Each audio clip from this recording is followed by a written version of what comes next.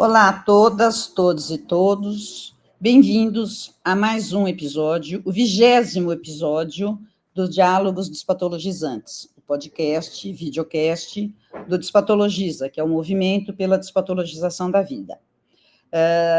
Eu sou Maria Aparecida Moisés, sou pediatra, professora titular de pediatria na Unicamp, militante do Despatologiza e também sou do Coletivo Benes, que é um grupo bastante atuante, que discute muito várias questões ligadas ao campo da saúde mental, da vida, de várias coisas. É um grupo muito querido. E hoje eu estou aqui para conduzir esse episódio sobre saúde mental de crianças e adolescentes. O título desse episódio é Incluir crianças e adolescentes na saúde mental pública. Se não agora, quando? Acho que esse título já é bastante explícito, porque só se inclui o que está fora. E o que a gente está querendo discutir é que crianças e adolescentes não têm tido espaço nas políticas públicas de saúde mental. A saúde mental dirigida à infância e à juventude no Brasil ainda é bastante precária, especialmente se a gente comparar com tudo que já se avançou no campo de saúde mental de adultos. Por outro lado, crianças e adolescentes são alvos preferenciais dos processos de patologização da vida. Esses processos de patologização da vida que transformam os mal-estares da vida, as não acomodações, as não adequações, os questionamentos, as tentativas de mudar o status quo, enfim, que tentam padronizar e normalizar e normatizar a vida. Né? Tudo aquilo que é diferente precisa ser padronizado, normalizado, normatizado. O que não se consegue enquadrar se patologiza aqueles que não se submetem espontaneamente, são quimicamente submetidos, através de pílulas, medicamentos, um remedinho. Né? E esse é um processo que pega privilegiadamente os campos da aprendizagem e dos modos de levar a vida.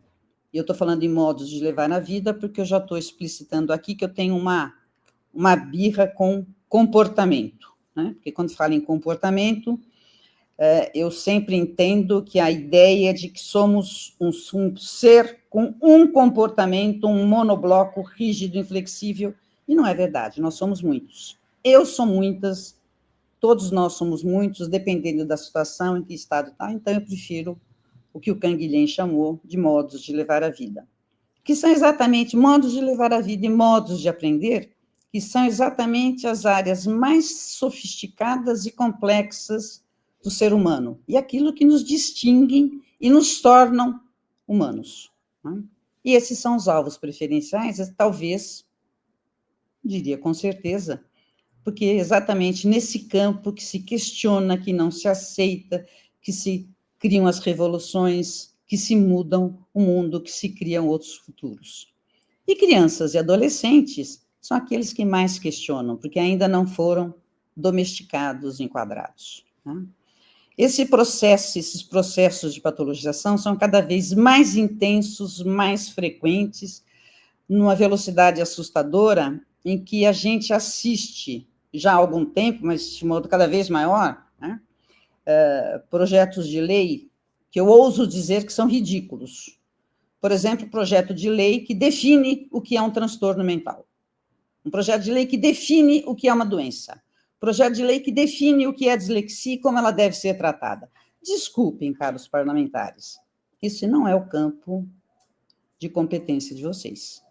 Gostaria muito que vocês se dedicassem ao campo de competência de vocês, que seria defender direitos, defender democracia, defender o acesso aos serviços, defender serviços de qualidade, serviços públicos de qualidade, defender orçamento público, né? Lugar de criança e adolescente é no orçamento, mas se não sobra orçamento, porque é desviado para outros lugares. Então, caros parlamentares, parem de legislar sobre o que é uma doença. Parem de legislar sobre como se trata uma doença, porque esse processo de patologização não é simplesmente algo inócuo e porque o parlamentar se equivocou. Desculpem, rola muito dinheiro.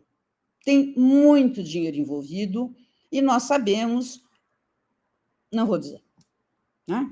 Tem um lobby enorme de indústria farmacêutica, né? Quando se preconiza, por exemplo, que é obrigatório que o Sistema Único de Saúde forneça os medicamentos prescritos, sei lá por quem, que foi treinado, sei lá por quem, a mando da indústria farmacêutica, ou das associações de tal, vinculados à Associação Brasileira de Psiquiatria, que é subsidiária da Associação de Psiquiatria não americana, desculpem, dos Estados Unidos. América somos todos nós. Então, é muito dinheiro. Né? A Márcia Angel já descreveu isso muito bem. Nós não estamos falando de algo equivocado, nós estamos falando de biopoder e de muito dinheiro. Por esses projetos de lei, eles crescem ainda mais exatamente pelo vácuo da saúde mental, das políticas públicas de saúde mental voltadas para crianças e adolescentes. Então, ao invés da gente estar discutindo como deve ser a política pública de saúde mental para crianças e adolescentes, este vácuo, essa falta de espaço dessa política pública, lógico que não é a única causa, mas favorece muito, muito a criação, o aumento dessa patologização e desses projetos enormes. E para conversar sobre isso, eu tenho o grande prazer de receber uma grande amiga, uma querida amiga, que é a Cristina Ventura, Maria Cristina Ventura Couto, que é pesquisadora do Instituto de Psiquiatria da UFRJ, professora permanente do mestrado profissional em atenção psicossocial do IPUB, da UFRJ, integrante da Rede Nacional de Pesquisas em Saúde Mental de Crianças e Adolescentes, e que foi consultora do Ministério da Saúde no período de 2000 a 2010 para a área exatamente de saúde mental de crianças e adolescentes. A Cristina também faz parte, é uma grande militante dos patologistas e também faz parte do coletivo Benes. Cristina, obrigada, é uma honra estar aqui com você, agradeço a sua disponibilidade, tá? E aí, Cristina, está excluído mesmo? Está de fora? Por isso que precisa incluir? Então, primeiro, Cida, querida amiga também, né, companheira de muitos anos desse coletivo Benes, companheira dessas lutas aí em prol das infâncias e adolescências brasileiras, estamos juntas. Eu queria, antes de tudo, agradecer a oportunidade e agradecer ao Despatologiza, através de você, a oportunidade dessa conversa. Né? Mais uma vez, agora a conversa é muito específica sobre a política de saúde mental para criança e adolescente brasileira, mas a gente já esteve junto em outras conversas aqui no Despatologiza e isso é sempre muito importante. E aí eu queria, depois de agradecer, saudar todo mundo aqui que vai estar ouvindo e compartilhando com a gente, e vou começar, vamos lá, nas nossas boas provocações, né? Quando a gente pensou nesse título, né? Se não agora, quando? E falando da inclusão de crianças e adolescentes na saúde mental pública, é uma provocação, na verdade, né? Isso porque, a rigor, na América Latina e Caribe, por exemplo, o Brasil foi o primeiro país a propor uma política de saúde mental para criança e adolescente. Então, não é verdade que a gente não tenha. Eu mesma fui consultora, como você falou, né, do Ministério da Saúde por 10 anos, para acompanhar, ajudar como possível a implantação dessa política no Brasil. Então, na América Latina e Caribe, foi o primeiro país, na verdade, no mundo todo, todas as propostas de política de saúde mental para criança e adolescente são muito recentes. O Brasil, sendo o primeiro da América Latina e Caribe, fez essa proposição no início do século XXI. Especificamente, a gente usa como marco de inauguração dessa proposta de política de saúde mental para criança e adolescente no ano de 2002, tendo como um marco simbólico e real também a publicação da Portaria Ministerial 336 de 2002, que propôs um dispositivo específico para desenvolvimento da atenção psicossocial, né? O nome que a saúde mental pública tem no Brasil chama atenção psicossocial, a gente fala disso depois, de um dispositivo de atenção psicossocial para crianças e adolescentes, que a gente chama de CAPSI, CAPSIGE, né? IJ, porque ou IA, infância, adolescência, infância e juventude, mas bem, um CAPSIGE, vamos chamar assim. Isso foi no ano de 2002, logo após, 2 meses após o término da terceira Conferência Nacional de Saúde Mental, que para o campo da saúde mental de criança e adolescente é um divisor de águas, a terceira conferência. Pela primeira vez, aquela conferência de saúde mental pautou com destaque o tema da saúde mental, do sofrimento mental de crianças e adolescentes. E sofrimento esse entendido não pelo campo da patologização do comportamento, como você estava falando, mas da experiência vivida de sofrimento, que crianças e adolescentes também têm. Naquela conferência, que aconteceu em dezembro de 2001, esse tema recebeu um destaque enorme. Eu participei dessa conferência, alguns colegas nossos, não sei se você, Cida, teve lá também, mas foi uma conferência enorme, 1.500 participantes, etc., um espaço muito importante de debate, de estabelecimento de consenso mínimo, de um debate muito coletivo, com muitas representações, e aquela conferência deliberou que o Estado brasileiro, de então, na nossa, vamos dizer assim, esperança eterna, né, de ares democráticos, que aquele Estado brasileiro deveria enfrentar e assumir a responsabilidade no campo da saúde mental pelo sofrimento de crianças e adolescentes, propondo a essas crianças e adolescentes e seus familiares modos de cuidado que fossem orientados pela ética do cuidado em liberdade. O que isso significa?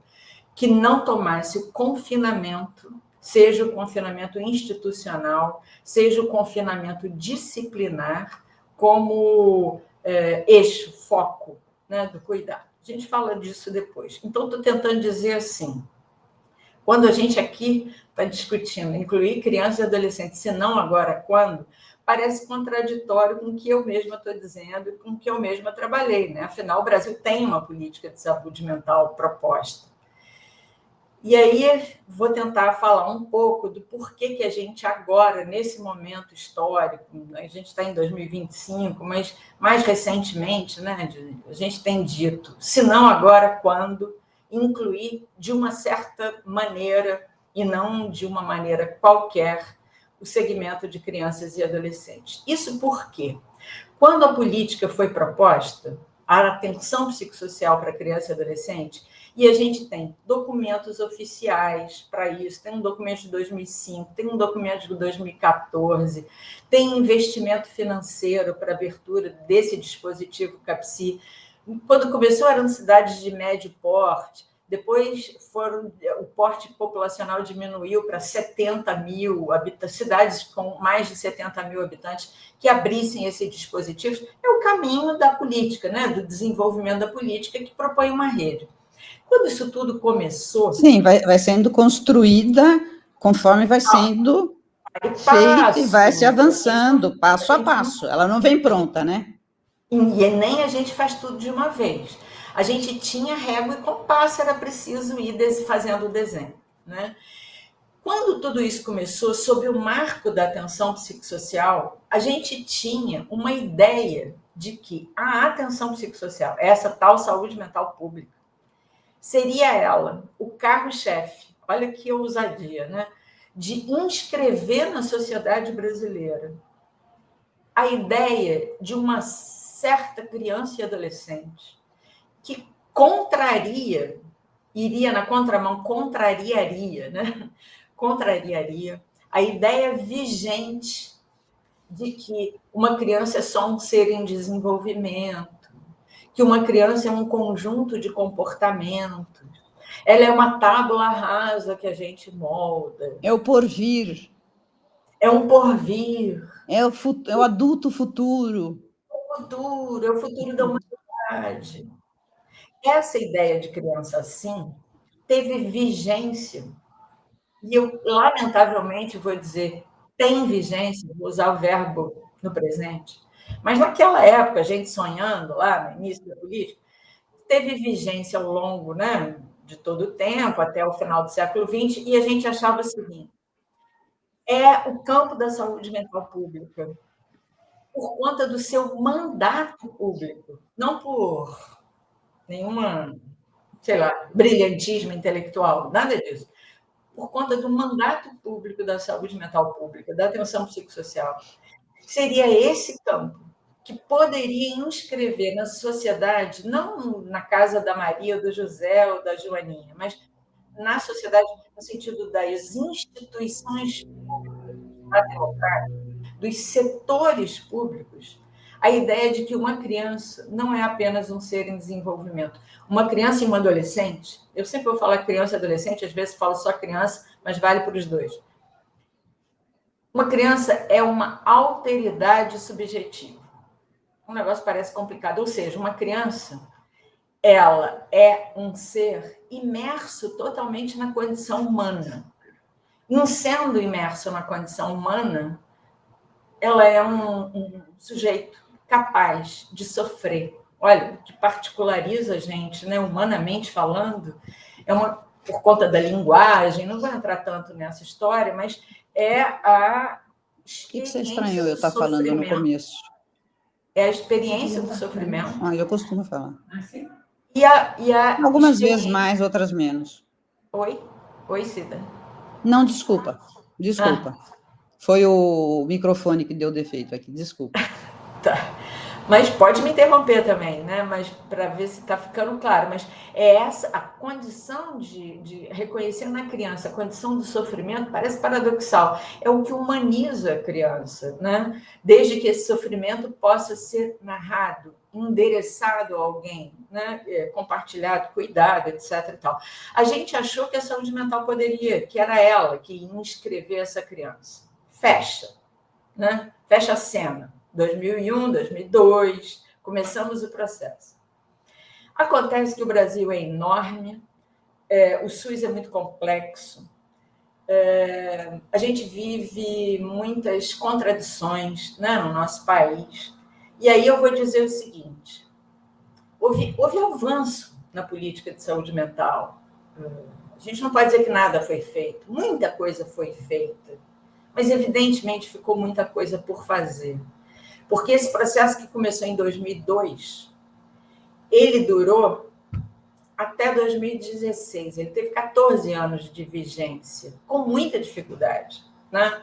O Brasil é um país muito diverso, então a gente começou a implantar esses serviços em cidades de maior porte populacional, porque era assim que começava, para depois ir seguindo, ir adentrando. Desculpa, Cristina, desculpa. Ele foi crescendo e sendo implantado até 2016? 16. É? Coincidência? É coincidência? Ou é coincidência? Quando teve um golpe. Jurídico, parlamentar. Quase militar. Um mandato de uma presidente. Alterou toda a estrutura de governo, mas não a estrutura só, alterou a direção do entendimento do que seja a responsabilidade de um Estado democrático no cuidado da sua população. E ali, o governo Temer, houve uma desaceleração de um processo que já era lento, que houve avanço, mas lento, e não linear.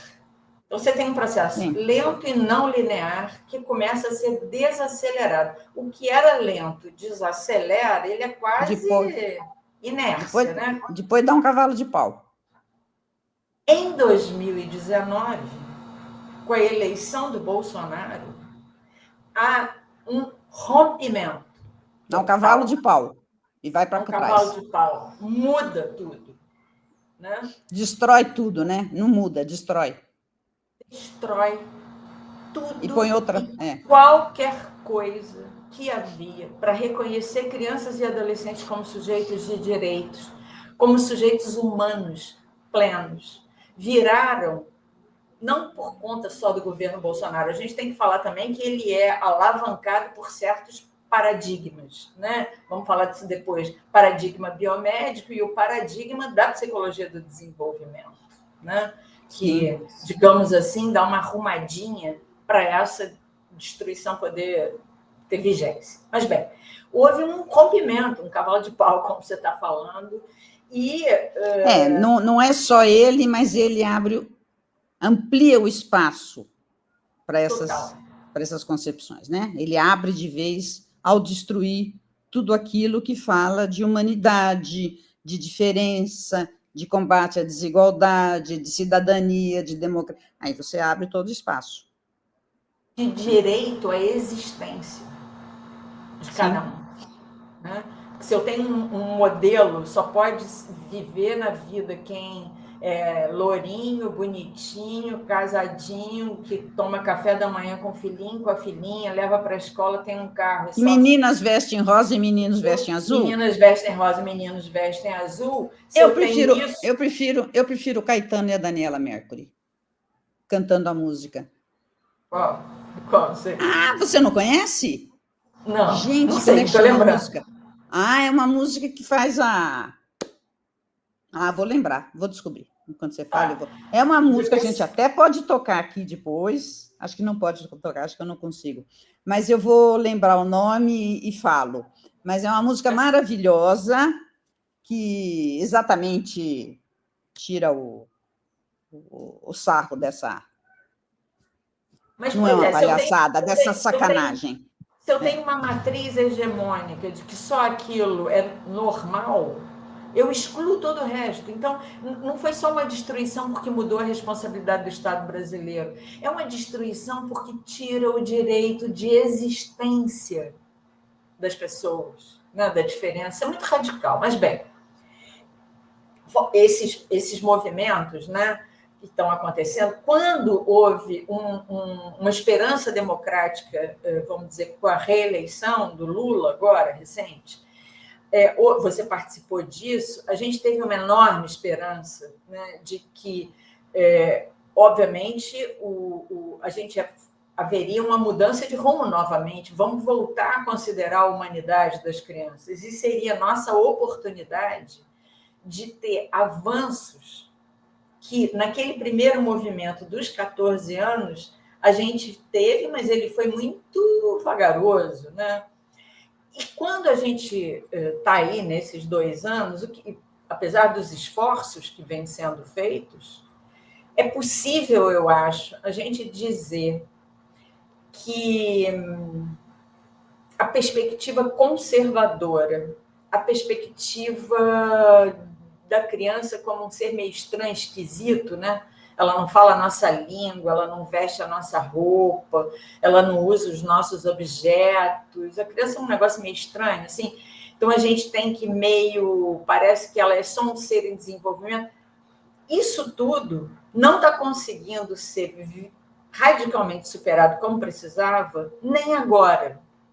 Nem agora, né? Com a gente tentando dizer, gente, vamos retomar o rumo daquela história dos 14 anos. Por quê? Tem muita explicação para isso. A situação é muito complexa. Mas, dentre as explicações, são algumas, eu não tenho condição de falar de todas, eu vou falar aqui das que mais me destacam. Eu acho que tem uma primeira coisa seguinte. O Brasil, e até com a eleição do Bolsonaro, isso ficou muito claro, me parece, o Brasil profundo, ele é conservador e moralista. Ele ainda é um país disciplinar. Ele é conservador, né? Vou usar um termo suave, tá? E ele digamos bem assim... suave. É inadmissível para esse Brasil profundo que a gente avance em termos civilizatórios. Ele tem um modelo de pessoa, ele tem um modelo de família, ele tem um modelo de XYZ que ele fica insistindo em fazer.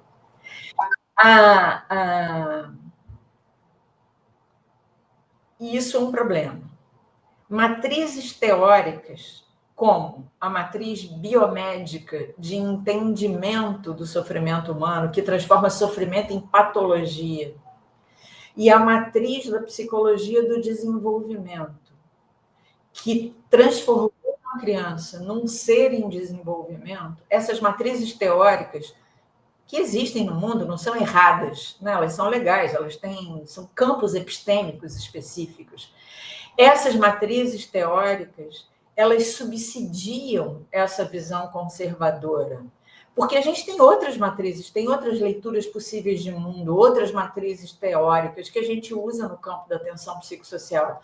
Mas quando é a vertente conservadora que tem hegemonia, são essas matrizes teóricas que a gente chama de paradigma biomédico, ou paradigma, né, da psicologia do desenvolvimento, desenvolvimentista, que dão amparo para vamos dizer, que o cuidado de uma criança seja todo baseado na ideia de tem tal comportamento, tem tal patologia.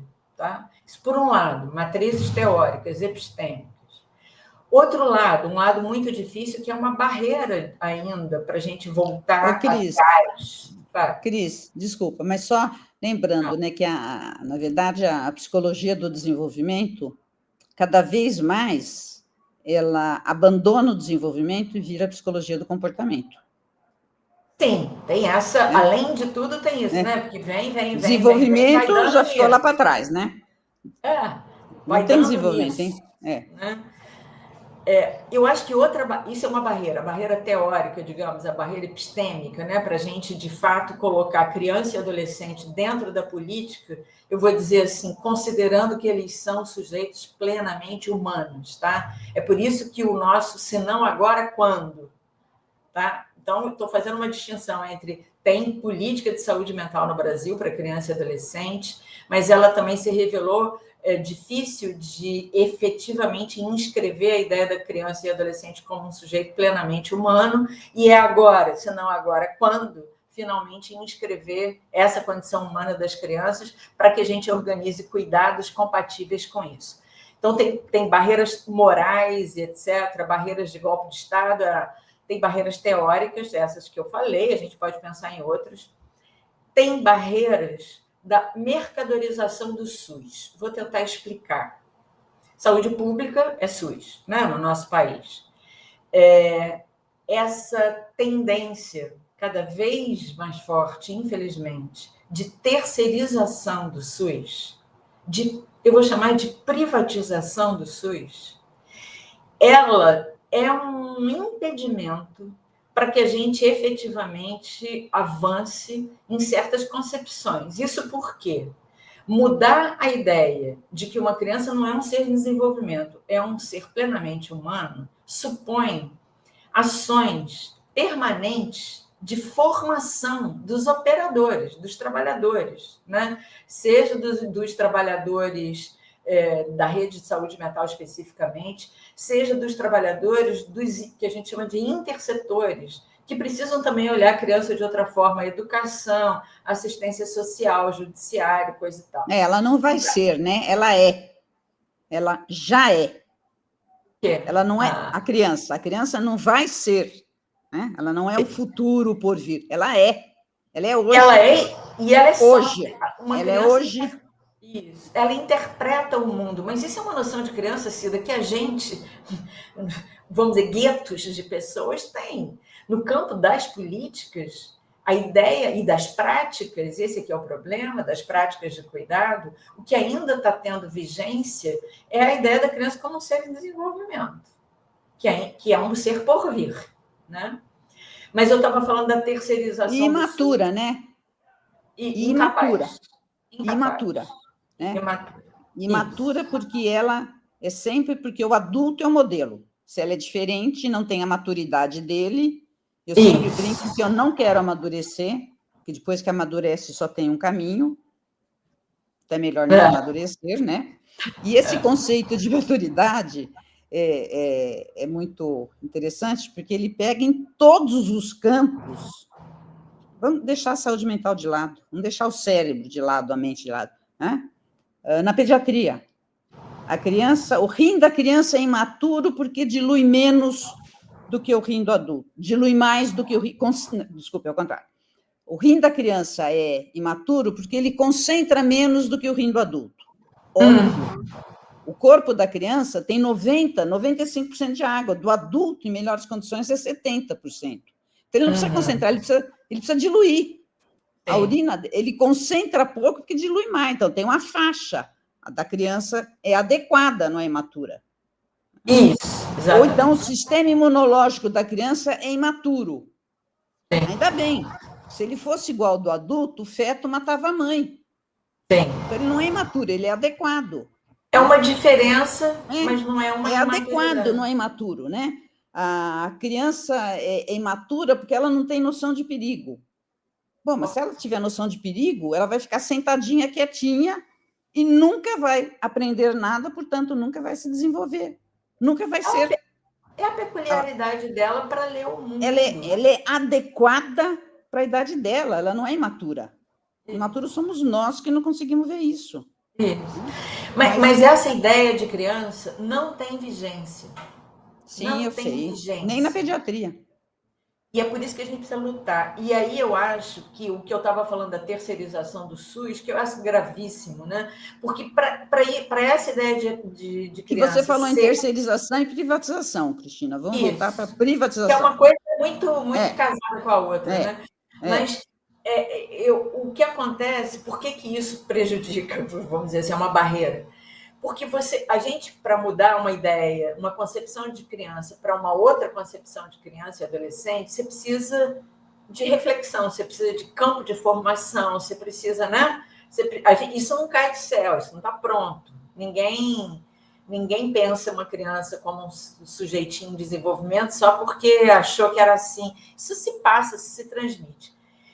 Quando o SUS está privatizado e tão terceirizado, você não tem a fixação de trabalhadores, o SUS e as outras políticas.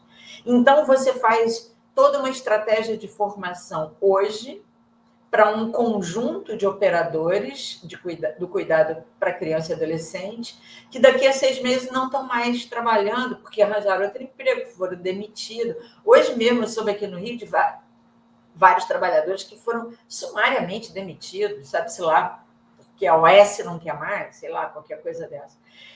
Então, você tem base política e moral impedindo, né, a reinscrição, a inscrição da criança, nesse sentido que a gente aqui está defendendo. Você tem impedimentos teóricos ainda, porque alguns voltaram a ter muita vigência. Você tem impedimentos da organização dos sistemas, das políticas públicas de saúde, do SUS, da educação, etc., com essa tendência da privatização que não fixa trabalhadores, tá? Então, você nunca tem a consequência total da estratégia de formação que vai. Você tem, e o governo Bolsonaro foi primoroso nisso, a destruição das universidades públicas, tá? E elas estão sendo despotencializadas para, vamos dizer assim, encontrar a escala necessária para contribuir com a formação de operadores. No nosso caso, eu vou chamar assim, de operadores psicossociais. Isso é uma barreira. E além de outras tantas, né? Junto a isso, por exemplo, a gente tem hoje como a própria reforma psiquiátrica brasileira, que foi um movimento social que inspirou a política pública de saúde mental geral, não de criança e adolescente, mas geral do Brasil, onde a política de saúde mental de criança e adolescente está alocada, né? A gente está dentro da política geral de saúde mental, com uma proposta de política específica para crianças e adolescentes. O campo da reforma psiquiátrica, que é um campo muito progressista, né? Lutou contra a ditadura, lutou pelo direito de cidadania das pessoas consideradas loucas. Isso era impensável no século XX. Esse movimento foi vigoroso para lutar por pautas hiper progressistas. Mas se a gente faz uma análise mais aprofundada que a gente tem feito aqui, né, no grupo de pesquisa que eu faço parte, que a gente se dedica a estudar criança e adolescente, saúde mental, quando a gente vai aprofundar o movimento da reforma, né, lendo ele a partir colocando uma criança ali para ler esse movimento da reforma, é com dor no coração que eu falo isso, mas eu vou dizer, mesmo um movimento tão progressivo, tão à frente do seu tempo, quanto no movimento da reforma psiquiátrica brasileira, mesmo esse movimento é menorista.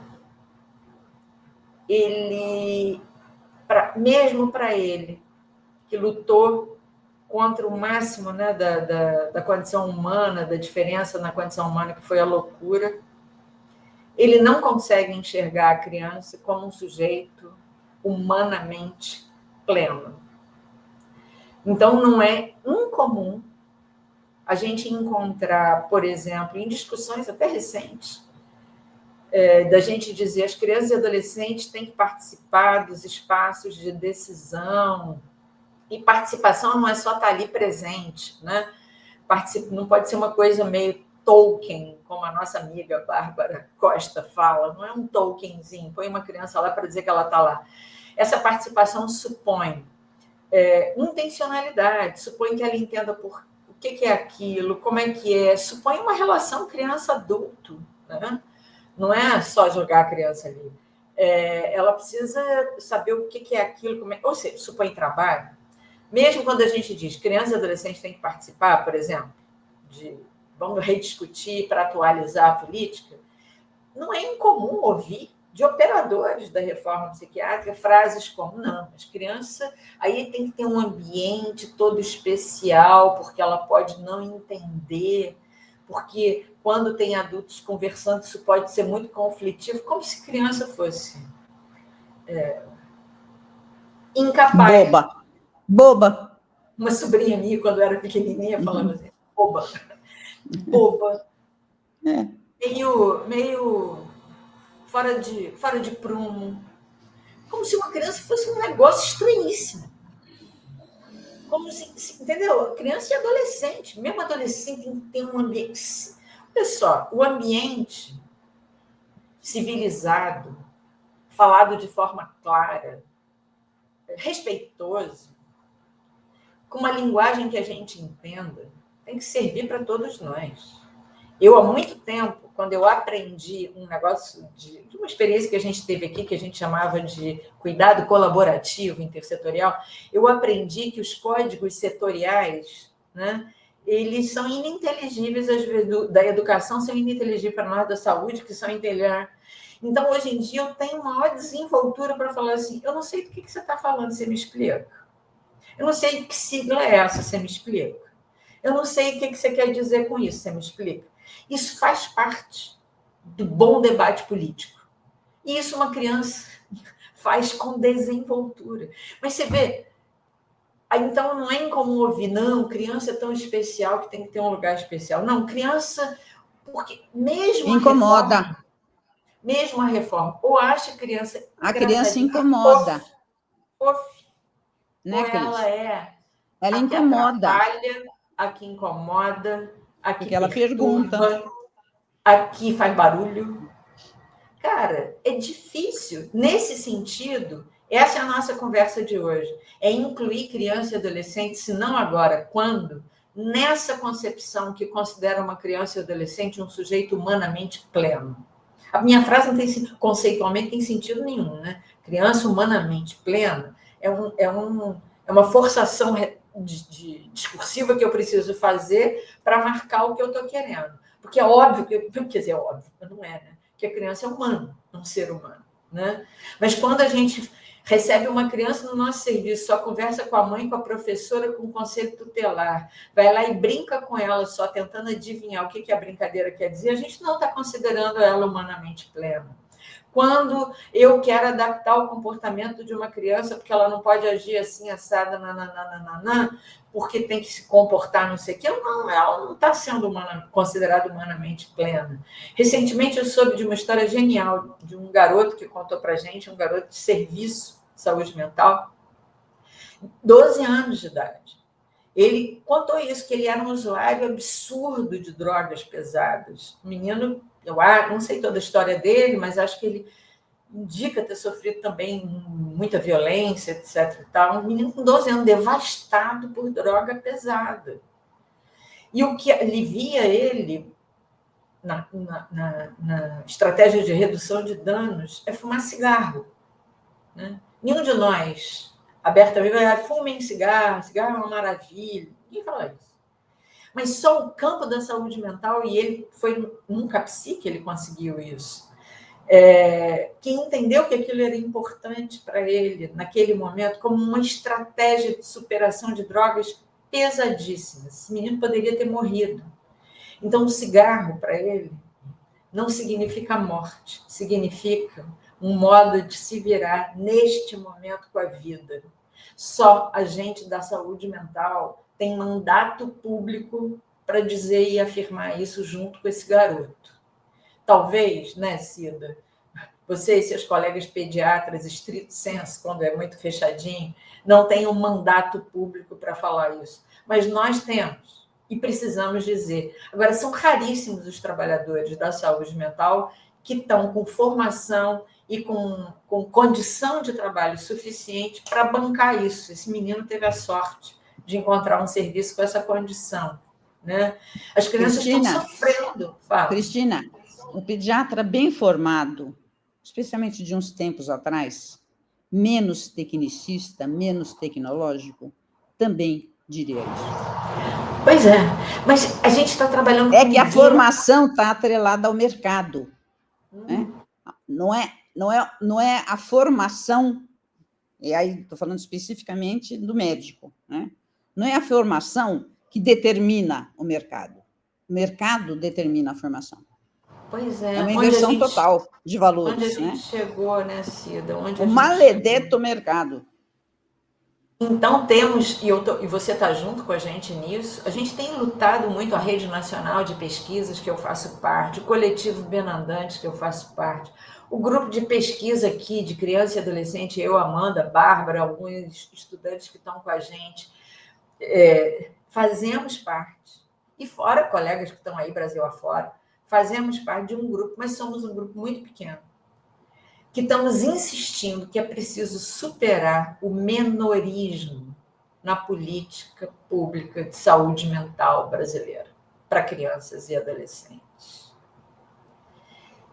Se não admitirmos que temos esse marcador estrutural, que é um marcador de segregação e exclusão, e que eu estou chamando aqui de menorismo, se a gente não admite que a gente tem isso, a gente não supera isso. Né? Então, a gente tem lutado. É uma luta duríssima, é uma luta... Pouca gente entende a gente, então nenhum de nós vai ganhar o Nobel da Paz, nem nada, mas é uma luta que, eticamente, a gente não pode não fazer. Não é isso? A política de saúde mental de criança e adolescente que a gente quer fazer avançar, ela tem princípios e diretrizes que já foram estabelecidos, eles são imutáveis. A gente precisa dar densidade a isso nas práticas. A gente precisa de formação de trabalhadores, uma estratégia brasileira com escala para isso. A gente precisa que o Ministério da Saúde faça um investimento maciço em reordenar as diferentes regiões e territórios brasileiros para efetivamente o cuidado de criança e adolescente poder existir, porque a maioria das cidades brasileiras, Cida, são muito pequenininhas, tem menos de 50 mil habitantes, 80%, me parece, dos municípios brasileiros, tem pouquinha gente, não vai ter CAPSIG lá, mas precisa ter operação psicossocial. Então, a gente tem que trabalhar com equipes de referência psicossocial, entendeu? Com trabalhadores, que a gente chama de um dispositivo estratégico, que não precisa ser um serviço, pode ser uma equipe pequena, mas que ela tem que estar investida e autorizada pela gestão, seja a gestão local, municipal, estadual e a gestão federal. A gente não está conseguindo convencer isso, fazer isso. A gente está assistindo no Brasil hoje em dia, você sabe disso, a gente fez um podcast com você sobre a expansão de diagnóstico de autismo no Brasil, e o que é, além de tudo que a gente já conversou naquele podcast, o que é surpreendente é que a rede de atenção psicossocial está adorando não atender autista. Oi. Não é porque a gente vai atender o autismo, né? A nossa rede atende o sofrimento humano. Há autistas e seus familiares, seus responsáveis, que estão em estado de sofrimento. Né? E é esse sofrimento, sendo autista, que a gente vai trabalhar. A gente precisa fazer isso na rede de atenção psicossocial, sim. Não seja só qual for a causa do sofrimento, o motivo do sofrimento. Seja qual for. Se a faz é acolher o sofrimento. Pode ser porque está batendo a cabeça sem parar e não está conseguindo. Pode ser porque está com dificuldade de ir na pracinha, sei lá. Não importa. O sofrimento é sempre em primeira pessoa, né, Cida? Não é a gente que diz o que é sofrimento ou não, né? Fala.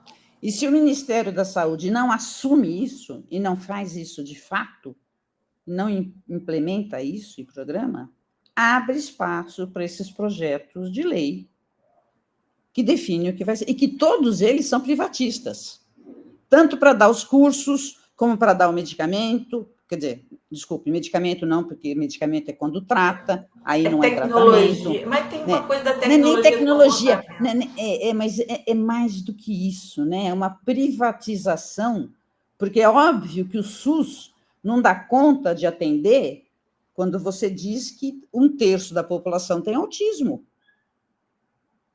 Não existe política pública que dê conta de 40% da população com algum tipo de doença mental. Não é impossível, não dá.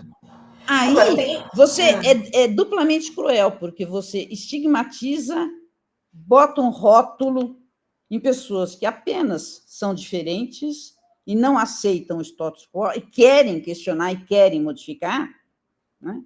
E, ao mesmo tempo, você não consegue dar conta de atender aqueles que realmente precisam desse acolhimento. Porque se você diz que é 40%, você perde. Onde é que está os 3%? Você perdeu. Não dá para achar. Agora, eu particularmente, eu clinico até hoje, eu atendo muito, etc. e tal. Claro que a gente, às vezes, e a gente sabe alguma coisa, né? A psicopatologia, boa psicopatologia, ela nos ajuda muito. Tá? Mas não tem mais estudo de psicopatologia. Agora se estuda o DSM. Então, se estuda o DSM. Eu não estou negando o diagnóstico de autismo, não é disso que a gente está falando. É claro que há configurações que a gente pode nomear dessa ou daquela forma, pelo amparo teórico que a gente compartilha isso com a garotada, com a família, etc. A minha questão é o autismo, independente se é João José, mora na favela ou no Leblon, sofreu violência ou não, você trata o autismo com uma tecnologia de comportamento X, que está sendo vendida para o Brasil todo, e a gente da saúde mental está quieta assistindo. Houve um erro crasso, eu acho, e nosso, me incluo nisso, lá nos 14 anos, de uma disputa sem sentido, se autistas eram pessoas para serem cuidadas prioritariamente pelo campo nosso da atenção psicossocial ou pelo campo da reabilitação. A gente aprendeu com os nossos erros, né? Acho que hoje temos defendido uma coisa que realmente faz mais sentido. Se é da reabilitação ou da atenção psicossocial, é uma pergunta que não nos ajuda, é uma pergunta boba, como diz, boba, sem resposta, tá? Porque o que importa é a organização da rede de cuidado em cada território.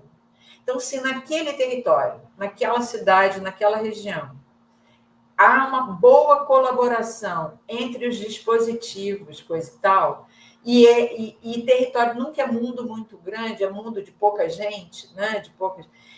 As equipes se reúnem, discutem o caso, incluem a família e a garotada ali para pensar como é que se organiza o melhor cuidado, e ali cuida, pode ser num centro especializado de reabilitação, pode ser no CAPSI, pode ser numa equipe de saúde mental, entende? A disputa não é se é meu ou se é seu. Isso é uma bobagem. Isso foi Até porque tem que trabalhar em conjunto, né? Tem que trabalhar em colaboração. E a gente não está fazendo isso. E acho que, em termos gerais, depois da destruição do Bolsonaro, o Ministério da Saúde, os estados e os municípios, ou seja, as 3 esferas de gestão, estão meio confusos para poder orientar uma metodologia de cuidado colaborativo nos territórios para o cuidado das crianças e dos adolescentes em sofrimento. Essa diretriz, essa orientação está faltando. Ela é possível, mas precisa ter decisão para isso, né?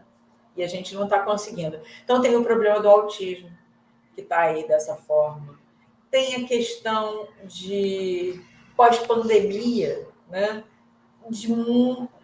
Vamos dizer, a gente precisa enfrentar aí uma série de sofrimentos e de questões que estão aparecendo. Precisamos ver.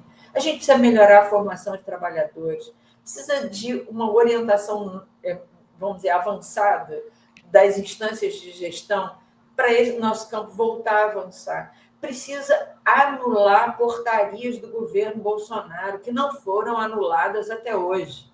Precisa dar um cavalo de pau. Na direção. Precisa voltar, dar outro cavalo de pau, para voltar. Para o rumo. Não está fazendo. Né? E agora, recentemente, tem uma deputada aí, senadora, sei lá o quê, quem é, que está propondo uma política de saúde mental para criança e adolescente. Oi, a gente já tem. Isso não é para ter lei no Brasil. Destruindo o ECA. Abrindo brecha para internação, chama atenção hospitalar, brecha. Sim. Abrindo brecha para, onde for necessário, fazer parceria, concessão, chama. Fazer, na projeto de lei, fazer concessão com instituições privadas. Oi. Lógico. Oi. Money. Então, mas a gente não fala o nome. A gente não fala o nome porque eu tenho, como diria Ulisses, ódio e nojo. Mas foi a ministra da destruição de direitos. E agora vem dar uma de... Agora, esse aqui é o tempo moderno, Cida. A tal proposta legislativa, se você só passa assim, a régua nela, a gente aprova, acha linda. Atenção psicossocial, vamos abrir mais CAPSI, bababá. É nas entrelinhas que tem esse detalhe, atenção hospitalar, concessão para entidade privada, oi? Detecção de fator de risco, oi? Entendeu? Então, a gente está vivendo um mundo, e aí eu estou falando demais, vou terminar, você me corta. Não. Não, eu acho que tem um problema, é que a gente tem que falar que se não o pior, é um dos piores congressos que esse país já teve.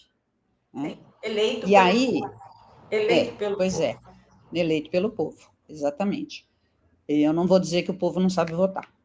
Não vou dizer. Não, o povo é conservador, ele votou em quem ele quis. Não, mas ele também votou com base também em fake news, em mentiras, de crianças meninas que se arrancavam o dente para que elas fossem mini prostitutas e fizessem sexo oral, né? Da mesma fulaninha do Meninas Vestem Rosa, menina. Depois eu vou ainda falar da música.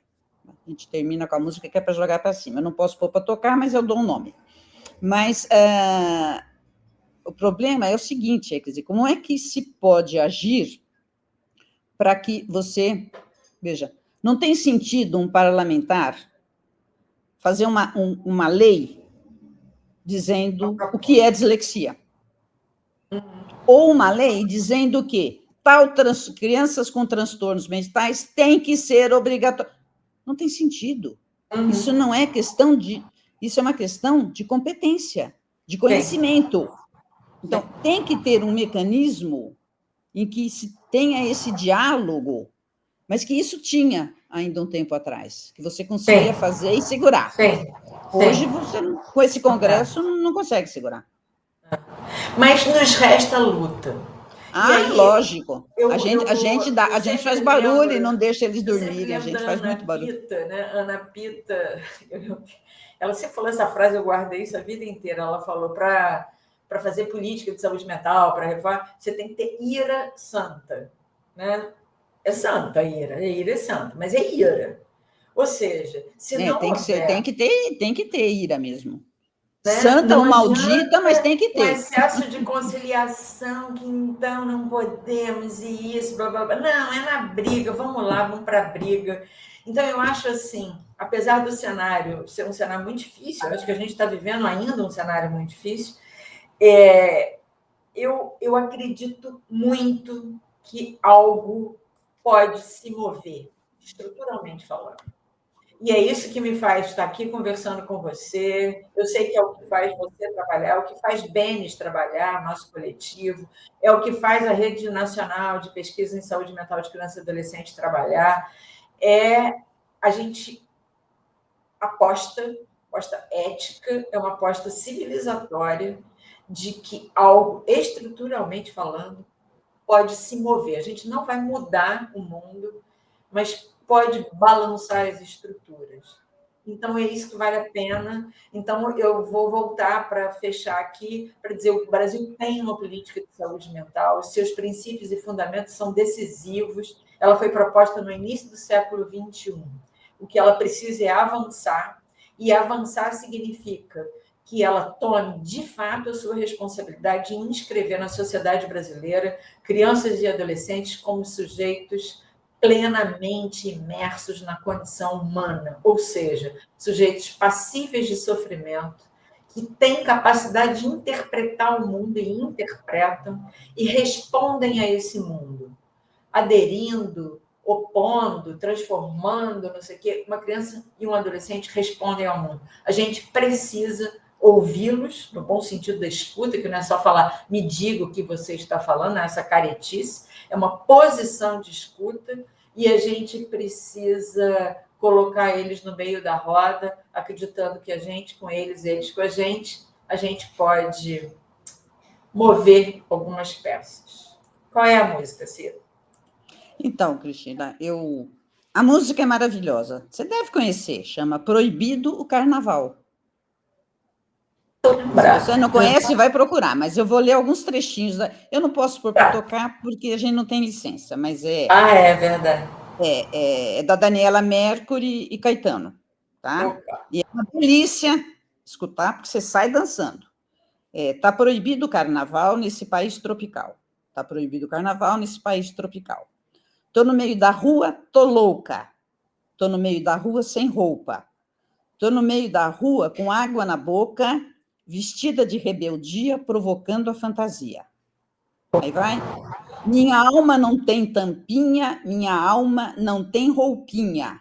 Minha alma não tem caixinha, só tem asinha. Ai, que linda! A mulherada comandando a batucada, o trio elétrico cantava libertando a multidão. Frevo fervando no galo da madrugada, Pernambuco não parava de fazer revolução. Filhos de Gandhi, o afoxé da resistência, o caboclo era soldado no Brasil da independência. Aí pula, pula, bananá, bananá, quilombola, tupinambá, o corpo é meu, ninguém toca, Vatapá, Caruru, Iemanjá lá no sul. Vai de rosa ou vai de azul? Abra a porta desse armário que não tem censura para me segurar. Abra a porta desse armário que a alegria cura, venha me beijar. Abra a porta desse armário que não tem censura para me segurar. Abre a porta desse armário que a alegria cura, venha me beijar. Deixa eu ver mais. Espera aí. O samba ensina, o samba vence a violência, o samba é a escola de quem ama esse país como ele é. Eu falei faraó e ninguém respondeu. Quem come aqui sou eu, Romeu. Libera libido. Forró em Caruaru Vai de rosa ou vai de azul? E por aí vai. Então, é aí proibido o carnaval. E eu convido todos que estão nos ouvindo a ouvirem essa música e festejar, Que porque lindo, é e eu na peço luta, mil e é com a desculpas. alegria e a arte. Essas são algumas das nossas armas, e que eles não suportam. A alegria, a música, a dança são revolucionárias, é por isso que eles precisam cortar. É isso. E eu ia falar ao exatamente isso. Que tenhamos ira e alegria para fazer essa luta. A alegria, de fato, é bom humor, né? Sim, uma inteligência bem-humorada, sabe? Inteligência bem-humorada. Que é isso que destrói. Isso é muito nosso, tropical, e isso é muito brasileiro, é muito nosso isso. E eu ia dizer isso, peço mil desculpas aos meus queridos Caetano e Daniela Mercury, que eu sou fã, e eu não conhecia isso, vivendo e aprendendo, e você está me apresentando algo que eu não conhecia. Mas vamos lá. Você vai adorar. Conto com você nessa nossa luta eterna, para sempre, e com todo mundo que está aqui apoiando Despatologiza, e conto que a reforma psiquiátrica brasileira, seus atores principais, que só pensam em adulto, entendam que criança é gente. Cristina, não tenho como agradecer. Maravilhosa a sua fala, foi fantástica. E precisa voltar. Inclusive para falar por que a gente fala em atenção psicossocial. Né? É verdade. Acho que é algo extremamente importante. E, enfim, em meu nome, em nome do Despatologiza, em nome, acho que eu posso dizer assim, das crianças e adolescentes brasileiras, com ou sem problemas, né? Crianças e adolescentes que estão vivas e que ainda virão, né? E também aquelas que já foram crianças e adolescentes. Obrigada por toda a sua luta, e vamos continuar, porque a gente pode perder, mas a gente não deixa dormir. A gente atrapalha bastante. Né? É isso. Não vai ser mole, não, né? Não vai ser mole. Eu agradeço muito, Cida, a sua amizade, parceria na luta, agradeço ao Despatologiza, e quero dizer que é sempre muito bom a gente conversar isso, me dá uma renovada, né? Essa nossa luta também é sempre coletiva, né? É alegre, coletiva. Tem que ser alegre. E irada. De muita ira. Irada, alegre. A gente precisa xingar com alegria. Xinga com alegria. Né? Obrigada, Cristina. Obrigada, muito obrigada. Beijo. Um beijo. Beijo enorme. Tchau, tchau.